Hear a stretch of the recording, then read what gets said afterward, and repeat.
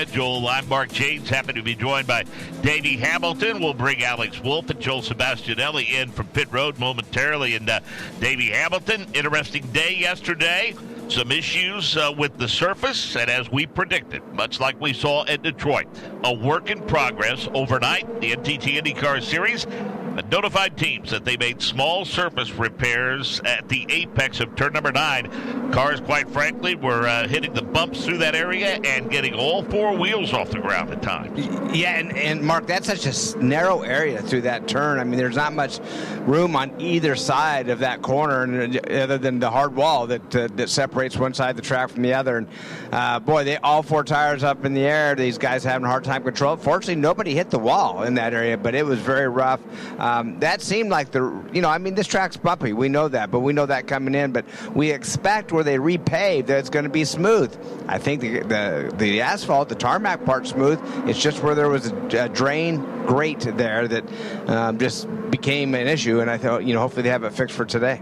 You think at some point moving forward, Davey, I saw a lot of, for lack of a better term, noise, input, whatever you want to call it on social media.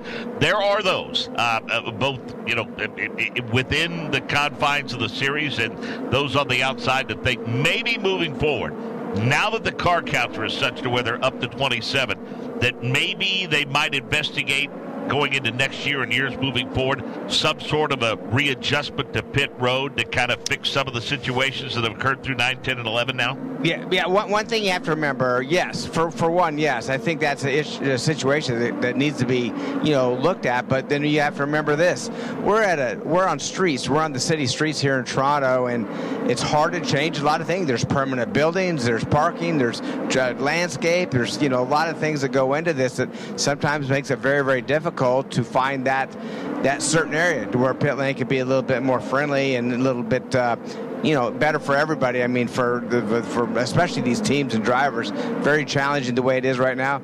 It used to be on driver's right, Mark, and I think it was really good when it was on driver's right. But right now, unless you come here to this facility with it all tore down, nothing set up, and see what you're trying to deal with on driver's right. I know there's a new Hotel X is built there, and I see a lot of landscape and some things there that could be difficult to do. As we talked about yesterday, some of the drivers and some of their team principals expressing some frustration over some of the changes that occurred both, naturally because of the weather and because of repaving in some areas. But one of the guys that we talked to that said it was fine, the old adage is the same for everybody. That's the comment you normally get for a guy that's happy, and Romain Grosjean was second quick yesterday, so he didn't seem to have too much of a problem with it. Yeah, when you're fast and you find a racetrack that fits your style and you have the speed, you're definitely going to like it no matter what. And, I've been to a lot of racetracks where there were some certain challenges that some guys couldn't overcome, but it was good for you, and you just wanted to practice in, so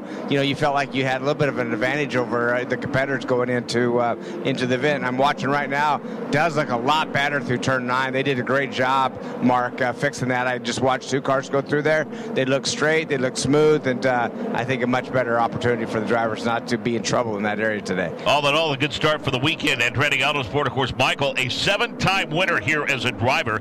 Kyle Kirkwood was P1, Davey. He got the 1-minute range at 60.8075. Romain Grosjean, as we said, was just behind him. Felix Rosenquist was third fast. Colton Herta fourth quick. So a good start for Andretti Autosport to the weekend. Yeah, really, really was. I mean, Michael's history here just speaks for itself on how he really, how a driver enjoys a certain racetrack and has a certain style for that facility. And Michael had that here, and now seems to be transferring on to his team and his drivers. So, this is a short racetrack. It's not even 2 miles in length, Mark. It's very narrow, but it has 2 fast straightaways with 2 really great passing zones. That makes this track so exciting and so much fun to drive and to watch. So it's going to be the same for everybody, I'd say, but watch out for turns 1 and turn 3. That's where all the action is going to happen this weekend. 1 hour to get this 45-minute session in, and that is it. Before we go qualifying a little bit later on today,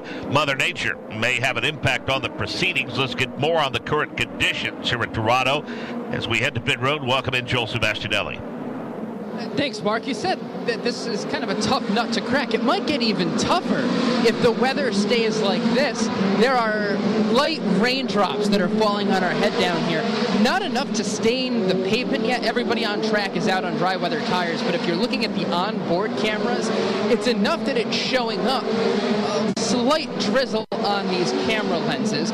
Overcast weather so far this morning. Ambient temperature 72 degrees Fahrenheit, 22 degrees Celsius.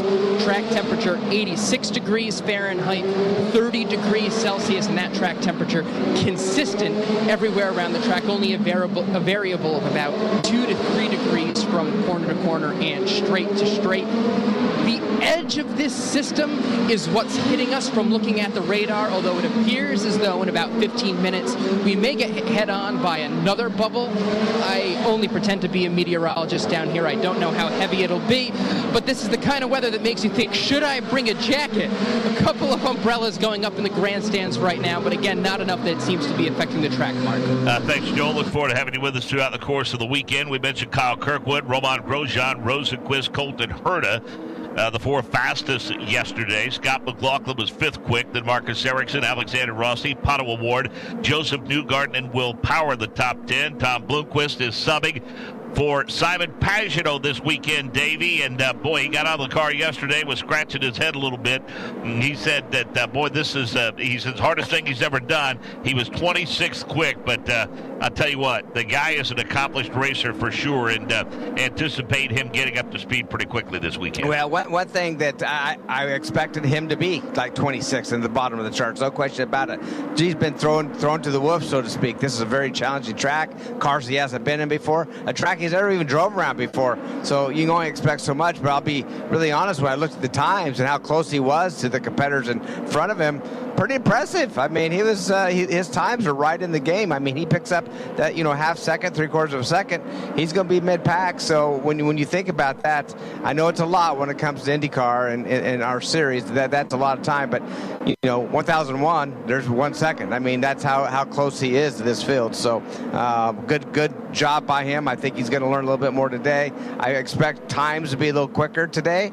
It's all dependent on the rain. They are already in that 60-second bracket without Kirkwood pretty much backing up his time from yesterday at a 60.81. So I expect most of the drivers to get down to that area. And we have 1 hour to get this 45-minute practice session in before we go qualifying at 2:50 later on today. And again, Davey, for those that are somewhat new to the series, you hear conversations about alternates and primary tires. They had one opportunity to work with the alternates, and that was during the practice session yesterday. Everybody going to be on the primaries for this session today. Yeah, that's correct. And I still wonder why they do that, being that they're going to qualify today on the softer compound tire, the alternate tire. So I always thought, well, shouldn't you run the alternate right before you get ready to go qualify so you have a little better idea what the track is and what your car's going to do? But I guess I missed out on that meeting why they do it the day before. But it is what it is. You're right, Mark. They're going to be on the race tire basically, or the standard sidewall tire. But when this session's over, they come out for qualifying, they're going to have that softer green sidewall alternate tire on for high speeds. We'll talk more about that tire situation and how those are distributed with those practice sessions in just a minute. But first, let's get a note from Alex Wolf. Let's welcome him to pit road. And Alex, welcome to Toronto. Kyle Kirkwood, fastest yesterday, and looks like he has the pace again today. Oh, great to be here in Toronto, and yes, down in the 27 pit for the Auto Nation Honda for Kyle Kirkwood. Right now they're taking a look at those primary black tires. They're now removing the left front and giving that car a once-over. They had some mirrors on some long poles under, probably checking out to see if there's any scuff marks, checking the ride height, especially after some of those changes on the course overnight after yesterday's practice session. But right now, Kyle Kirkwood, while they work around every corner of his Honda, is calmly sitting behind the driver's seat at the steering wheel. He's got the tablet looking at some of the data, including the timing and scoring, so he's patiently waiting while they're cooling things off with the blowers before he heads back out onto the streets of Toronto. Felix Rosenqvist continues to be fast, among the four fastest yesterday, as we told you. David Malukas with a solid run, best finish on a road and street course for Dale Coyne Racing during his tenure there. That was recently at Mid-Ohio with a sixth-place finish. He is currently third quick, Graham Rahal 4th quick, Lundgaard is 5th quick. Okay, Davey, back to the discussion about tires. You get 6 sets of primary, 4 sets of alternates to be used during the event weekend. Now, again, rookie drivers, we see that first session, which is an hour and 15-minute window. They have about an hour, though. Most teams take about 50 minutes of that don't have a rookie.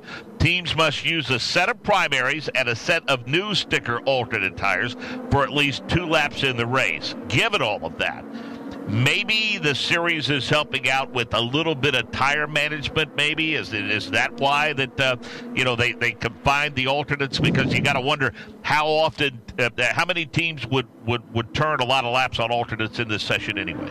Yeah, that's right. The alternate tire is, that's the trick tire. That's the one that puts the strategy into the race, and that's the reason that that they keep those are faster. But you got to use a strategy. Now they give you less, but what happens in qualifying, Mark? Everybody's going to run a sticker set for first round. They're going to run a sticker set for the second round, and then the third round they don't have a sticker set left because if they have to start this race on a new set of stickers, alternate tire. Now, one thing for the teams that don't make the end of round 1 or into the next round, they will have an extra set of these softer compound tires that gives them a little bit of advantage during the race to put that softer sidewall tire on and the alternate tire just to try to use strategy to their point. They're farther back in the pack. They have to do some strategy to try to get back to the front. Yeah, and of course we heard Alex Palou and Barry Wanzer talk about yesterday because of the situation that unfolded with a puncture.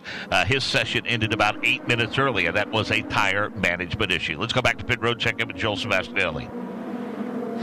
Thank you, Mark. 105 starts in IndyCar for Connor Daly. You start this weekend on the timing stand with Meyer Shank Racing, helping out Tom Blomqvist. What exactly are you doing with the headset to help this team? Well, I mean, honestly, Tom's been thrust into the deep end here for sure, and I've known Tom a long time. Good friend of mine from when we back raced in Europe, so happy to help because this team obviously wants to keep me around and keep me ready to go for whatever is necessary as well. And we just always think about Simon, and this is obviously his car, so we can't wait to see him back. But this team operates at a very high level, and it's great to just be here in general to help if I can. Because they've helped me and been really good to me as well. Well, relationships in racing are huge, right? The fact that you guys go back so long, how does that help you and him do what you guys need to do?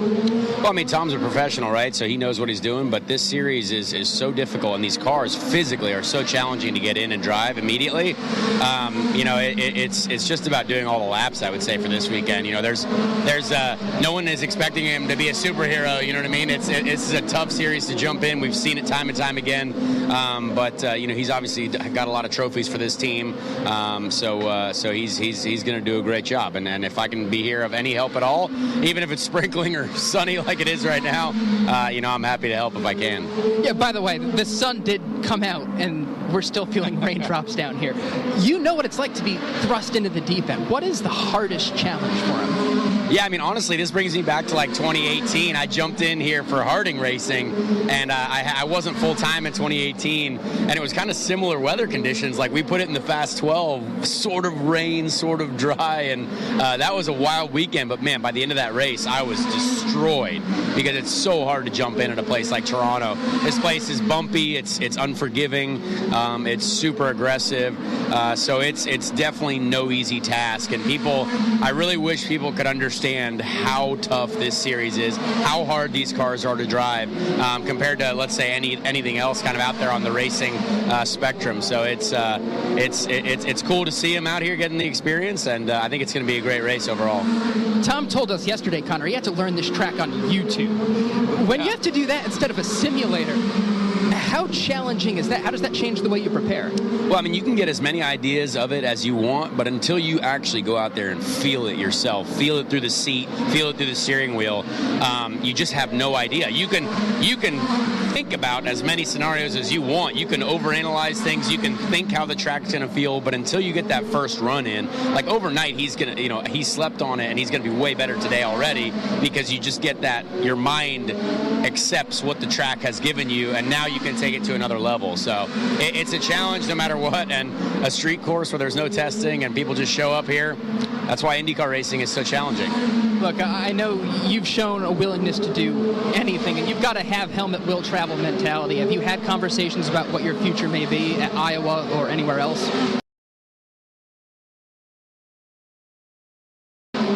Yeah, I mean, I'm here and ready to go if necessary, and Iowa is a track that I've had some success at, and I understand very well, and I'm sure that if necessary, I'll be ready to do the job. So we'll see what happens, but we take it in life is one day at a time. If I told you how much has been going on in my life over the last 2 weeks, day to day, and the amount of random stuff that has come up on my plate, which you'll see eventually, but it's just like, this is kind of crazy, Mid-Ohio IndyCar, truck racing Mid-Ohio. Now we're here, and then maybe next weekend, and then maybe there's another series. I mean, there's all kinds of stuff going on. So, it's fun, but it's also a little bit chaotic. We don't even know what the weather's going to do. Hey, Connor Daly, thank you so much for your time. Thank you. That was all spoken like a veteran, Davey Hamilton, and a tremendous insight and very forthright, very open and honest, and really great stuff with Joel and Connor Daly. Yeah, that's right. And one thing with Connor, I mean, he knows what he's up against. He knows how challenging this series is. Really good insight on, a driver in these current cars and what it takes to be fast and what it takes to be physically and mentally fit to be, competitive in this series. So it's interesting to, Connor's in a tough situation. We've know that for this year, but it's good the phone's ringing. We'll find out, as he said, that there's a lot of different series and opportunities that have came up. Matter of fact, he's even going to jump in a two-seater and do two-seater rides this afternoon with us, Mark. So that's a driver that's definitely not too big for the sport. He's willing to do anything he has to stay behind a wheel, and hats off to him. Something good to come up for him for sure. And again, Simon Pagenaud was not medically cleared this weekend. That's why Bloomquist is in the car. He would not be available for what we understand next weekend. So if Simon is not able to go, then I think it makes sense that Connor Daly would be the choice to go to run the doubleheader in Iowa next weekend, Davey. Yeah, absolutely. I mean, he's the first guy. Unless he said on the poll there, I remember talking to Connor early on at Iowa, and he goes, "Man, I don't know about this track. It's not because it's as Cheever said a long time ago, these short tracks like a jet fighter in a gymnasium, and that's exactly what Iowa is like. It's so fast, and that 7/8 mile track, and you're cutting laps just lightning fast, and it's challenging. It has some bumps, and they get winter there too, so it's not just a smooth, super smooth racetrack. You got to deal with bumps there as well. But then he got on the pole, and he got comfortable with that racetrack, and was starting to be really competitive there. So I think he's excited. He wants to get back in these cars, and that's another opportunity. And I would say for sure, if Simon doesn't get released, I mean, Connor's going to be the guy to be in that car. And haven't spoke to Simon this week, but he seems to be doing great. I think he maybe just has a little bit of a vertigo issue, maybe, or just they're not quite ready to release him. But I'll assure you that he'll be on simulators and doing all he can to try to get back up to speed. 26 minutes remaining in the session. Kyle Kirkwood continues P1, then Dixon, Grosjean, Rosenquist, and Malukas your top 5. Ray Hall, Newgarden, Power, Lundgaard, and Castroneves the top 10. A while we were visiting with Connor Daly. Davey, we got to look at the left rear of Lundgaard's number 45 machine, and it looks like that he paid a visit to the outside retaining wall because that Firestone logo was all but gone.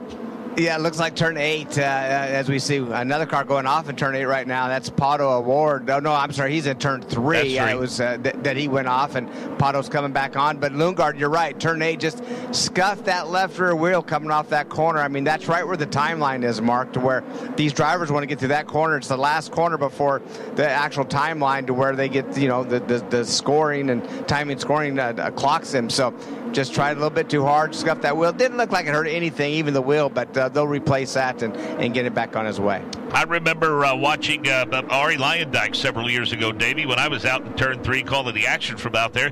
He did a 360 in a pace car going into turn number 3. Yeah, well, Ari likes to keep it exciting for us. I think it was raining that day, and he maybe overdrove it a bit, and I could relate. Rain, that's another thing with rain as we talk. Is it going to rain? Is it not going to rain?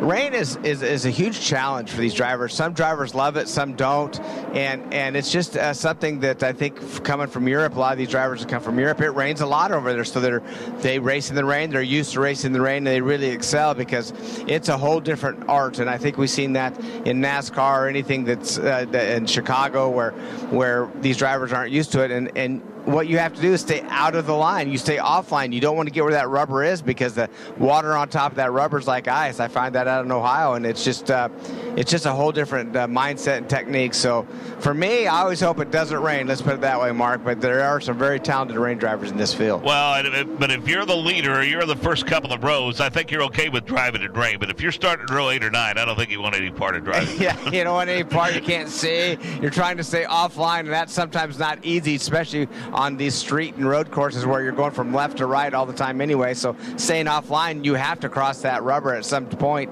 and if it's wet and slick, it's that big more of a challenge. So we see Rosenquist actually go off the same place Pato O'Ward did down in turn 3. He gets spins around, gets right back on track, gets going. And again, Felix was fast yesterday, 3rd quick, and is 7th quick currently in the session. So it's Kirkwood, Herta, Dixon, O'Ward, and Grosjean the top 5. Ray Hall, Rosenquist, Lundgaard, David Malukas, and Joseph Newgarden. Will Power 11th. Scott McLaughlin is 12th. So for now, the Penske trio run together, 10th, 11th, and 12th quick.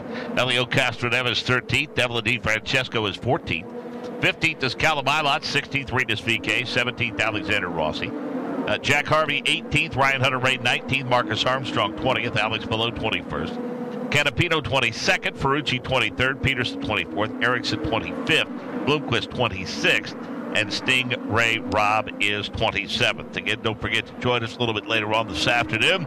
2:50 Eastern time as we get set to go qualifying. Davey, so far so good in terms of the repairs that were made to the apex at turn number 9. Some difficulties there, but it looks like all in all the repairs were effective. Makes that much smoother through there. And if there's a problem spot now, it's the one that seems to be a problem spot most years, and that's the entrance to turn number 3. Yeah, turn 3. We see a car did definitely go off in turn 8 again. And they come right back out.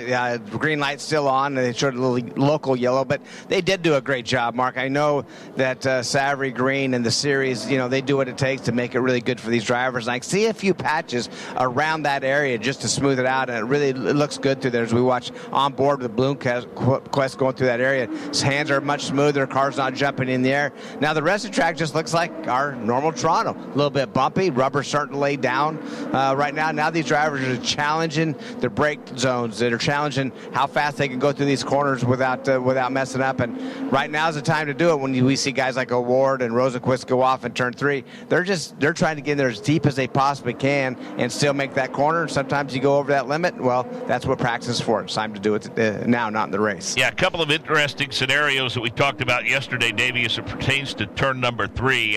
First of all, if you go side by side through there, which we will see early on, and if we get a caution, we go back to green flag before they have a chance to sort themselves out.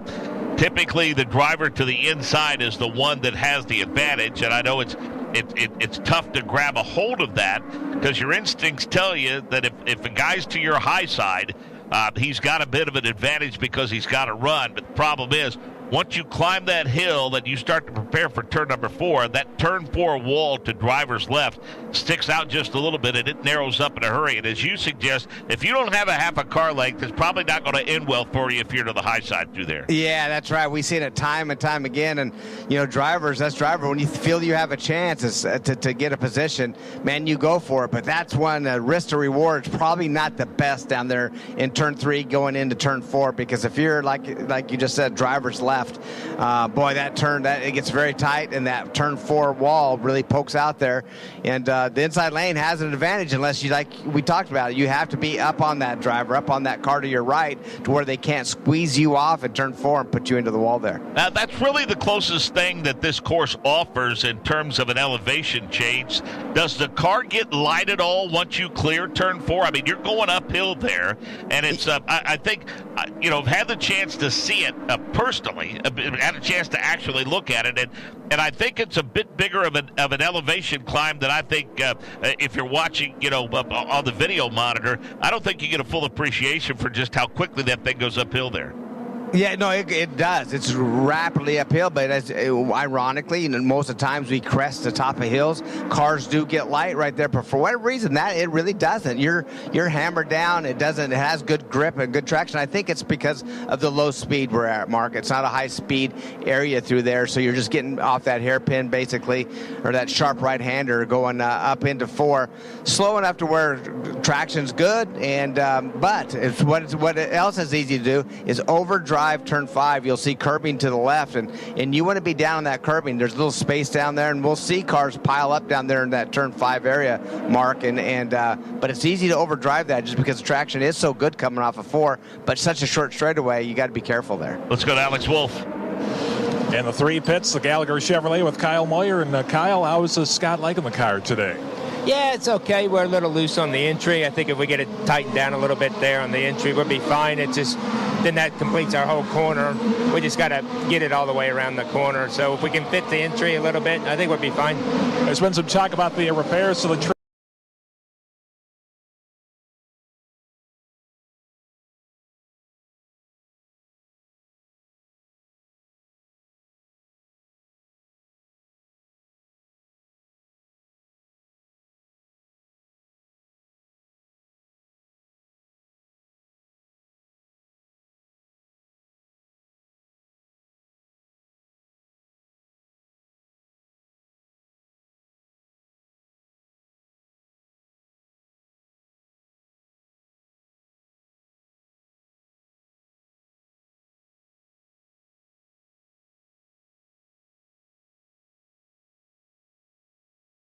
overnight. Has Scott said anything about how those are feeling? Nah, still bumpy as it ever was, and good on traction some places, bad on others. So yeah, it's a typical Toronto. When we see a car come into the pits like this during practice and we see the mirrors come out under the car, what sort of things are you looking at the checklist as they come off the track with that? Just seeing them bottoming and everything, make sure everything's okay. We'll let you get back to work. That's Kyle Moyer in the 3 pit for Scott McLaughlin as he gets ready to head back out onto the track. Yeah, always appreciate the insight from Kyle Moyer. Great conversation yesterday with Brian Barnhart. You know, Davey, we talked with Michael Young afterwards, and he said he was really appreciative because it was a very busy time for that race team, and Brian gave Michael tremendous accessibility, and I don't think people really understand, you know, the layperson, how much is at stake and how much is going on during the course of a session. And certainly guys like Kyle and Brian Barnhart, those that are so receptive, Mike Shanks, another one, Mike Hull, Barry Wanzer, and the list goes on and on and on, because ultimately, Davey, what that does is that gives great insight to the fans, and I think those guys are aware of that. Yeah, definitely. No, experience pays off, and all the people you just named have such great experience and knowledge. Matter of fact, Mark, if we someday sit down and put an all-star team together, to put a complete team together from front to back, you know, some of those names are going to stand out, really highlighted over others, and boy, it'd be fun to do. But right now, I mean, having Barnhart and Moyer and a lot of these guys on your side, just to, you know, that's a feather in your cap. Mike Hull, and they have so much knowledge, and they help win a lot of races, and it's a lot of behind the scenes for sure. But you go into engineering, you go into, you know, strategists. There's so many people that take, you know, to make these teams happen. And yeah, I'd like to put an all-star team together someday because I may be unbeatable. 17 minutes remaining in this session. It's been a relatively uneventful one. We've had the obligatory runoffs with these guys getting to the ragged edge. 27 cars entered this weekend, and again, Andretti Autosport appears to be in pretty good shape. Colton Herta, Kyle Kirkwood are 1-2. Colton turned a lap at, 60.566. Then Kirkwood, then Award, Lundgaard, and Palou, the top 5. Dixon, Newgarden, Ericsson, Grosjean, and Power, the top 10. And, Davey, we discussed it a little bit yesterday. Make no mistake about it. It is, for all intents and purposes, and I know there are a lot of races left and a lot of points, especially over the next week or so, with the doubleheader weekend at Iowa Speedway. But it is essentially, at this point, Alex Palou's title to lose. At least I think so anyway. So, with all of the uncertainty with the roster and how it might look, there's a couple of scenarios that we discussed yesterday we want to remind people of. There are 27 cars. There are 22 cars that benefit from the leader card program. That's significant. But there are drivers whose futures are not certain. Some of them are former 500 winners, and they are racing for their futures as well. Yeah, it's good. It's a challenging year, and this series, even though there's more cars in this series than there's been for a long time, as you just mentioned, 27, it seems like it's getting more difficult for some of these drivers to continue on and keep rides because it's such, there's so many competitive drivers out there. As you said, 500 winners challenging for the ride, champions challenging to keep their ride. And so it's all about performance for these sponsors, and you have to be able to perform no matter what. I mean, that's what keeps, the bills paid, and that keeps these cars on track, and that's all about wins. And everybody has to go for it. They have to put their 100% into this every time they're on racetrack. It doesn't matter if it's practice, qualifying, the race. You got to put 100% in. You got to be fast all the time. You got to show that you're hungry and that you want it, because if you're not, there's somebody standing right behind you waiting to get in that cockpit, Mark. And right now, and you need to be with the proper team. And some of these drivers don't feel they're with the proper team. They want to get with a team that they feel is, maybe a little more competitive and fits their style a little bit better. And one thing I look at right now with Andretti's cars being so fast this racetrack, yesterday, Mark, the fast time was a 60.8, and that was on the softer alternate tire. So right now they're already at a 60.56 with Colton Herta, 60.59 with his teammate Kirkwood on the standard tire. So that tells me when it comes time to qualify, they get the balance right in that softer sidewall tire, or softer tire, the green sidewalls for the street courses. They may be able to, we keep thinking they may get in that 59-second bracket, but I think it could happen today. And then if it rains, who knows? Yeah, and then throw everything out the window, right? Throw everything out the window. Jack Harvey. Harvey. Another hard hit. Yeah, that's a pretty significant hit to that right rear. And, Davey, we oftentimes see contact like that and damage as it results to the suspension of that car. But let's face it, there are times when we see these cars make a fairly significant hit, and it's able to survive and not be damaged. Don't know if that's the case with Jack Harvey or not, but, boy, I know they seem that they're pretty delicate, but they're also at the same time strong, if that makes any sense. Yeah, no, that's exactly right, and I think that's what Dallara put into play. It's where these cars, they can race. We can bump and we can touch and we can bang a wall a little bit. It doesn't really bend the suspension or the push rods most generally. But then when you see them in an accident, they rip apart because they're absorbing that energy to try to keep that driver safe, and things come off fairly easy. So I think it's the angle that you hit. If you hit sideways just like Jack did, those cars are really, really strong. But if he was hit forward and run into back somebody, that's where that links and the A-arms and so forth are pretty weak. So, but like I say, they do it for a reason. Dallara, what a great company to have involved with IndyCar. All these chassis are Dallara chassis. So you either have a Honda or a Chevrolet engine. So it's pretty basic. You all have Firestone tires. So what that means is safety. And Dallara puts so much work into safety and making sure that these cars race properly, whether it's an aero package or how much downforce, the power they have, and all the manufacturers work together to try to put a good package on track. And right now, our package, I think, is just outstanding. I think we race well. I think that, it changes between street and road courses and short ovals and long ovals, but I just think Dallara's done a great job putting a package together with this series to make it really competitive. Romain Grosjean headed back to pit road. He's currently 7th quick, and watching he and others from the in-car camera view that we have access to, Davey, the word smooth as glass not going to be tossed around much this weekend. No, there's nowhere smooth at all unless you're sitting in your pit box stopped, and that's the only time your hands aren't drastically moving. And you watch on board with Christian Lundgaard right now, just how much you have to fight that steering wheel. And as a driver, you don't notice it as much as we do watching it. I mean, you know that your hands are moving, but you're focused on what that car's doing, and you're looking ahead. Your hands are moving, but when you look at it from a camera angle, it's pretty amazing how much these hands are getting jerked around, and that just tells you kind of back to what Connor said.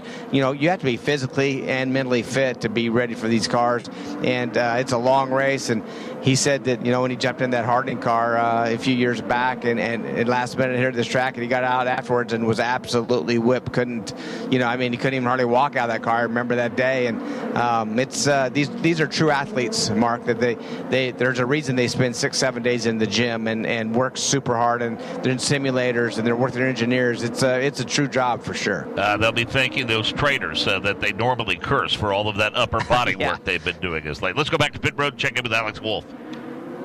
Well, as we get into the closing minutes of this session, saw Colton Herta top of the charts, but still tuning on that. 26 car. He's coming back in after making a run where they made a rear damper change. And right now I'm in the number 30 pit for Jack Harvey for Rahal Letterman Lanigan Racing after he tagged the wall. And they're really giving that right rear corner of the car a once-over. 3 crew members around it, one crouched right next to the right rear. Also had a crew member on his knees taking a look, crouched down as well. So they're looking over that 30 car to see if there's any kind of damage after he hit the wall a little bit earlier.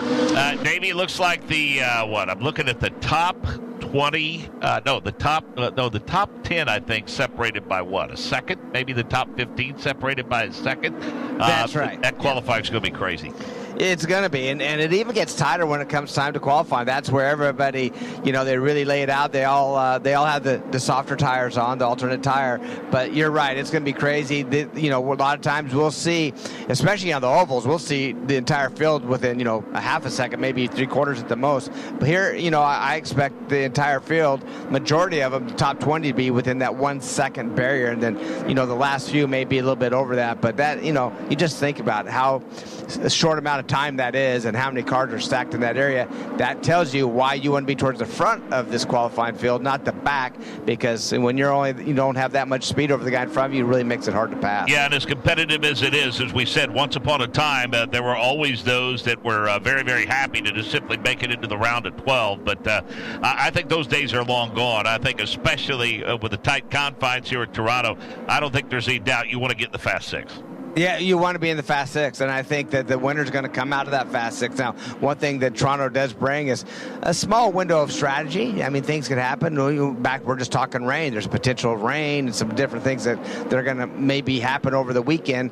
But pretty straightforward race, and I think the farther you start forward, the better opportunity you have to win this race. And I think the record book shows that. 85 laps, Davey. Can people get cute with their pit strategy, or is this a rock solid 2-stopper, 3-stopper? What do you think? Yeah, I think that what I would do is I would run a 2-stopper if you're going to win this race from the front and where you're in position. But if early yellow comes out and there's opportunity for some of these drivers to get on a little bit of a different fuel strategy, a little bit different tire strategy to keep some fresher tires on there, and maybe some clean racetrack to where they can make up a lot of time where they're not stuck in traffic. You can do a 3-stopper and it can benefit you, but as we just talked about, starting up front in that first 3 rows is going to be a huge advantage, and I think it's going to be a pretty straight-up 2-stopper. I am reminded of places like Detroit and others that we've been that offer long straightaways, like that long back straightaway in Lakeshore Boulevard.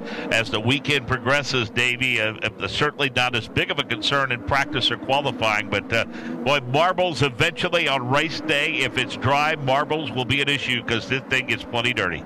Yeah, and you've already probably seen it just on our monitors right now. I'll go out later on and really look at the offline, how much rubber's out there, but just on our monitors, it's just from this one session that we've only been on track 50 minutes, not even 1 hour yet, and I tell you, there's a lot of marbles. I noticed that right off, and they're not running the alternate tire. This is the standard tire, which is a little bit stronger. Shouldn't leave as many marbles as we normally do, or as the softer compound tire. So pretty surprising how many marbles are offline right now. It's early on in this practice session. Scott Dixon is currently 8th. Quick, Alex Wolf. And in these closing about 7.5 minutes, I think they're going to try to improve on that as they've taken some shocks back over the pit wall that were on the PNC Bank Honda. They're putting new ones on, really paying attention with the front cover off to the dampers there with the shocks and springs.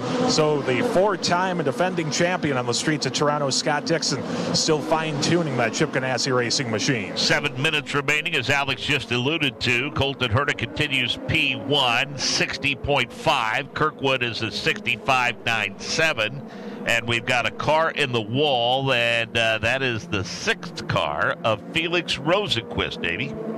Just can't catch a break. We continue to talk about Felix and how fast he is. It's just The brakes haven't been following his way. Sits P14 right now. That's that turn 5 we were talking about. That's really easy to overshoot. We haven't seen any incidents yet till now, but coming off that turn 4, that's really tight. We talked, Mark, that short straightaway. You have to get it right. It's really easy to overdrive that corner, and the result of overdriving that corner is the wall. And we'll see a little replay right here. He makes it through 3 fine, goes through 4, has on the gas. Rubber's really starting to go. Just overdrive. Simple as we just talked about. Just went in a little bit too hot. Misses the tire barrier, unfortunately, right into the hard wall. But that's we talked about that earlier. Just overdriving 5 is pretty easy to do because of good grip coming off of 4. It looks as though, from what we've seen, the fast way around there, Davey, is after you clear turn 4 to try to get high to driver's right and then get the left sides almost up on that red and white curbing to driver's left. That seems to be the preferred line through that turn, and he was nowhere close to that. Yeah, that's right. That is the preferred line. You want to just touch that left side curbing, as you said, and man, if you miss it, because there's no rubber up high. It's not like a 2-lane corner through there, so you have to be on the bottom. You have to turn in there, and it looked like when he came up there, just so much speed, got on the brakes, the back end slid out just a little bit, couldn't get down there, and like I say, into the hard concrete. By the way, he missed the tire barriers by about 15 feet. Would have been nice to hit tires and the cushion that hit just a little bit, maybe save some parts in that car. But I'll tell you, the right side suspension definitely got destroyed for sure. He is currently 13th in points, Davey, and he is one of those guys whose future, I think, is under some question. I mean, nobody knows where he's going to be driving or with who yet next year. Yeah, I agree. I think he's definitely on the hot seat. He was on the hot seat last year, and with all the rumor of Palou maybe going to McLaren, and that would definitely probably push Felix out of the program. But as we talk about Palou, is he going to Formula One or is he coming to IndyCar? I mean, there's a lot of open doors and a lot of talk that hasn't been answered yet on where all these drivers are going to go. But right now, he's definitely one of those drivers that shows speed, shows promise, good guy, and just a lot of small mistakes. Rather, not all of them his fault either. I'll have to say some of them, like today, yes, he overshot that corner. Definitely, you got to lay that on him. But those have to stop. He needs to really start winning a lot of races and show that this McLaren team that they want to keep him, and there's a reason they want to keep him. That's because he's winning races and can win championships. But right now, just going through a tough stretch, and back, like you said, in the points championship, he's fighting to try to get in that top 10. Yeah, it's interesting to note, Davey, he is one of those guys that, quite frankly, through practice and qualifying, typically things go fairly well for Felix Rosenqvist. The issues seem to come with the ability to maybe close the deal. I mean, his average starting position, Davey, is 7th, but his average finish is 15th. Yeah, and I see that with several drivers. We talked about that in the past is, you have to, it's not easy. I mean, we continue to talk about how this series is not easy. It's very difficult for these drivers to stay mentally and physically focused. And I think it seems like at the end of these events that he just loses some focus, just loses a little concentration, just doesn't, right at the end, isn't closing the deal. And I don't know what we could blame that on or what we could attribute that to, but it just seems... you look at the history book, and that's kind of the stature of what's happened with Rosenqvist. He just, at the end of these races, just things go bad. So the clock is stopped because, again, there's a 1-hour window here to get the 45 minutes in. So they've got the car on the hook getting ready to get it off the track, and they'll have 7 minutes time for a couple of flyers before we go checkers on this session. While we have a moment, let's go back to pit road and check in with Joel Sebastianelli.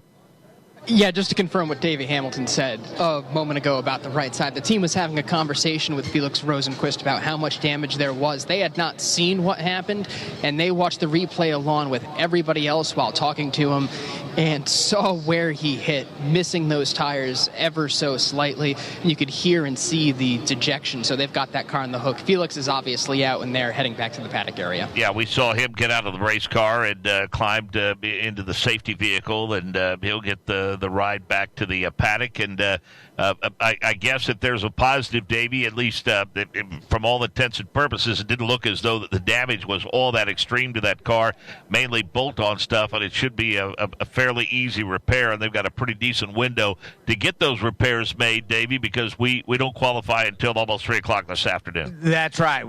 There's about 2.5, 3 hours actually between now and qualifying, so, they'll definitely get the car fixed in good shape. Didn't look like any body work, which is always good too. These teams spend so much time on body fits, making sure that aerodynamically that they're really fit well, and the underwings and all the side pods I think are connected properly to meet tech.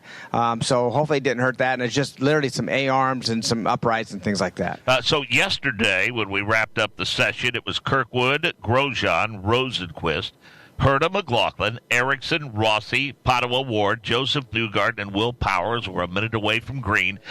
Let's compare that now. The top 10 as we stand now with 7 minutes remaining in this session.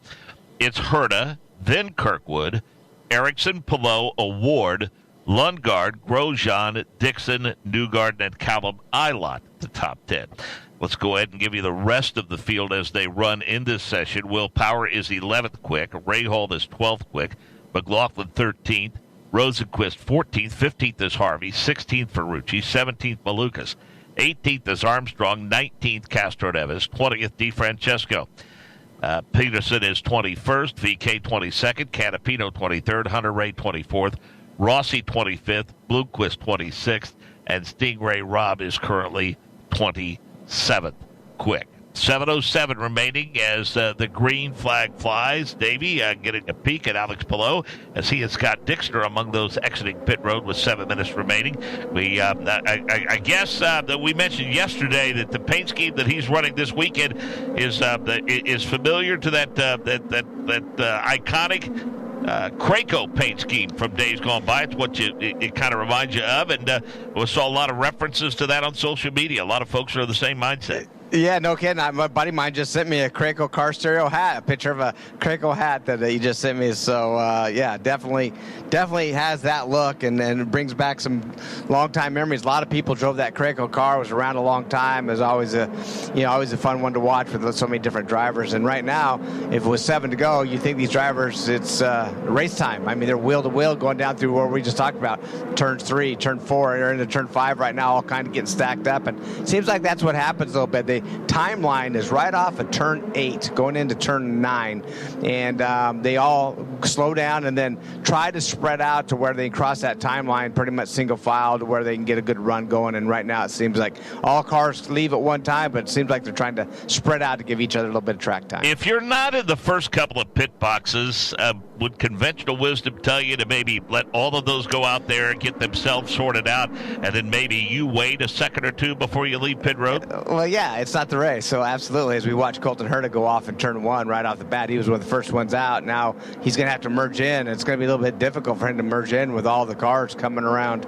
As he does, he gets in just barely squeezes between a few drivers. But yeah, just wait a little bit. Just wait, and so you don't have to get all stacked up and risk somebody running into you or running into somebody else. So and we can see right now a little replay. Colton Herta locks that right front up, a little bumpy going down into turn 1. He gets off the brakes. I'm not even going to try it. There's a nice runoff area how that works as you go through the arch down there in turn 1 and merge back on in turn 2. So a nice little runoff area for these drivers.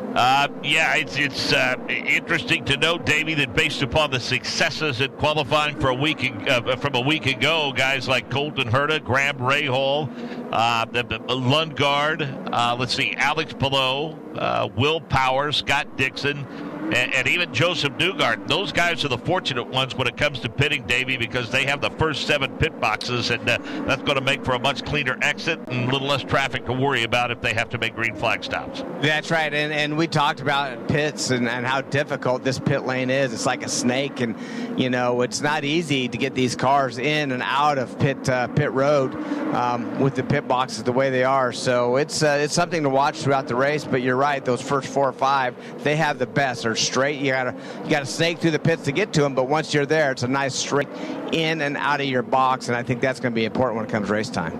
Colton Herta continues P1, then Kirkwood, Erickson, Palou, and O'Ward the top 5. Lundgaard, Grosjean, Dixon, Newgarden, and Ilott the top 10. Power, Rahal, McLaughlin, Rosenquist, and Harvey through 15th, then Ferrucci, then Malukas, then Armstrong, Castroneves, and DeFrancesco. 21st is Peterson, 22nd is VK, Canapino is 23rd, Hunter Ray is 24th, Rossi is 25th, 26th Stingray Robb, and Tom Bloomquist subbing for Simon Pagenaud this weekend, 27th quick. Davey, interesting to see Alexander Rossi running in the 25th position. He's completed 24 laps in this session. Yeah, it looked really good yesterday. Had a lot of speed, but something just not meshing right for him. They may be trying something off, kind of off pace just a little bit, just try something different. But, yeah, I was surprised seeing Rob down there when his teammates right now are 5th, and Rosenquist was 14th before he had some contact with the wall. You look at some of these other drivers still struggling, Malukas, Armstrong. Armstrong a little surprising. I thought he might be a little bit better here, but Castro Neves, Di Francesco, Peterson, VK, all towards the bottom of these charts still. But I have to say one that struggled yesterday a lot, and that was that AJ Foyt car, Ferrucci. I think he found himself in 26th yesterday. He now finds himself in 16th. Found a little speed out of that car right behind Harvey, and, he's trying to crack into that top 15 right now. Well, what's interesting, though, is when you're talking multi-car teams, you look at a Rossi, he's a little bit back in the field, and I guess the bottom line is this. I mean, if you all are in agreement in terms of what the approach will be once you establish what you feel good about in terms of your qualifying car, is there a possibility that some of these guys that we see from, say, 15th on back might simply at this point be working on race setup because their teammates are working on the qualifying setup, and that's a setup they're comfortable putting on their car before we go qualifying later today? Yeah, I mean, I'm just not to interrupt, but these drivers are still going slow in the timeline. It's a horrible situation that needs to be fixed. Will Power, he's up to speed. He comes around the corner, and all of a sudden there's a bunch of cars in front of him, and he almost runs into the back of them. I mean, they're blocking each other. VK is blocking off Canapino, and Canapino's blocking off Stingray Robb. Just, way too late in the session to be slowing down so much for that timeline. And, I don't know. It seems like an easy way to fix that, and that is back in the day, when you lift the pits, it's gas down and you go for it. Right. And I think that's what needs to start happening. I mean, we see Will Power, literally just missing, almost a huge collision going by 4 guys in between turns 7 and 8, which is not a lot of room right there. But boy, that was a scary looking thing right there. Yeah, and if Canapino had been going anywhere close to the normal preferred pace on this racetrack, there would have been a collision between he and PK. Oh yeah, no question about it. I mean, they're barely island around there, and like I say, once you go, you got to get going, and that's something that as a race director, I would definitely be talking to these teams and drivers because we see it time and time again. Matter of fact, you remember St. Petersburg last year, where Sato comes around the corner. I mean, not Sato, but Grosjean comes around the corner. All of a sudden, they're all stopped going down into that left-hander and Dan Weldon Boulevard, and he smashes in the back of Sato, and just not expecting cars to it's green flag, not expecting them to be creeping around, and they're doing it again. Nobody can get a full lap in because everybody stops for this timeline. Pretty crazy right now. We're on board with Bloomquist, and he's barely moving. I mean, literally, when I say barely moving, I mean he's almost to a complete stop. The cars are just stacked up, and as we see, one of the cars going around all of them, just man, what a pretty unorganized right now. Yeah, it's a pretty messy close to the session for sure. And that was Armstrong that was working his way around about 5 cars to the outside, the rookie Marcus Armstrong. Let's go back and pick up that conversation we started this segment with, Davey, about sometimes when we see drivers maybe at the rear, they may be working on something different than their teammates, knowing that qualifying setup will be put on their car once it's time to go qualify. Yeah, that's right. And you have to a lot of times. And the good news this far in the season, you kind of know what works for you and your teammate, what you like, what you don't like. And right now, if you're struggling, for example, Ferrucci found that speed in 16th, and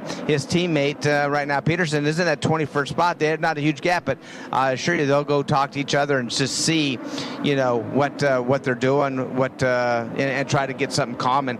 Right now, Bloomquist, he's still just trying to get laps, and right now it's not helping him with everybody slowing down so much going into the timeline. Rossi has that's another driver.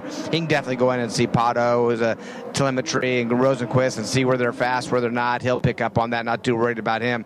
But a lot of these teams definitely will have to work on their teammate to see if they can be a little quicker. Conversation yesterday, Davey, Colton Herta, very matter-of-fact about the frustration that he feels with some of the self-inflicted wounds that he has suffered that has hampered his chances to win a championship. 20th at St. Petersburg, 14th at Barber. He finished 11th in Detroit and finished 11th after starting on pole at Mid-Ohio after that pit road speed penalty.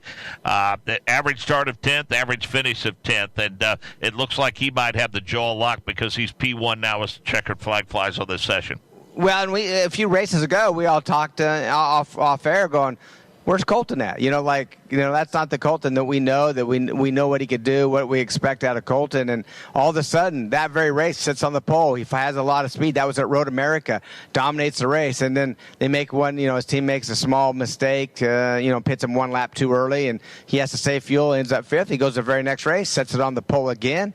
He makes a small mistake coming in pit lane, just as But I think the speeds. But I think that team's really found its footing. I think that obviously we know what kind of driver Colton is and how good he is, and that team as well. And they're going to mesh together. Now you got another thing that Juan Colton. He's had 3 race strategists this year so far. He's on his 3rd one. Rob Edwards on that stand now. So I think obviously it's going to stay the same for the rest of this year. And I think that Colton's going to find his footing and make sure that he's a contender week in, week out for the rest of the season. And if you're a short track USAC fan and you had access to the video that we just saw, it looked like that Gamers machine was taking on the role of a push truck when he cleared the timing line with Bloomquist running in front of him. Yeah, it was just that last 7 minutes was pretty, just very unorganized. Very, I think that drivers need to look at themselves and go, we just need to all gas it up and deal with what we have to deal with. Maybe leave the pit. There's enough. This track's short. There's no question about it. It's short, but you can spread yourself out. No problem when it gets time to. Marcus Ericsson was 3rd quick after the end of the session, Alex. 3rd quick in that session, Marcus. And first off, the adjustments that they made to the track overnight, did it feel better, worse, the same for the 8 car? The same, to be honest. It's still bumpy and tricky out there, but that's how it's supposed to be, in my opinion. So I enjoy it. It's a difficult track, and it creates a quite big challenge for drivers and teams. And like I said, I enjoy that challenge. Tight action here on the streets of Toronto. Of course, last street race in Detroit that Saturday morning. There's a lot of people having trouble finding a clean lap to get ready for qualifying. Were you able to get a clean lap for the Husky Ice Spritz Honda today? Yeah, we got some clean running there in the middle of the session, and then end of the session it always gets really a lot of traffic these days with all the big car counts that we have and short lap distance. So we knew that going in, so we tried to get most of our running done. When it was 15 minutes ago, we didn't have that many things left on our program, so that was good. Car feels really good. The number 8 car is definitely hooked up for qualifying. That's Marcus Ericsson getting set to go qualifying a little bit later today. That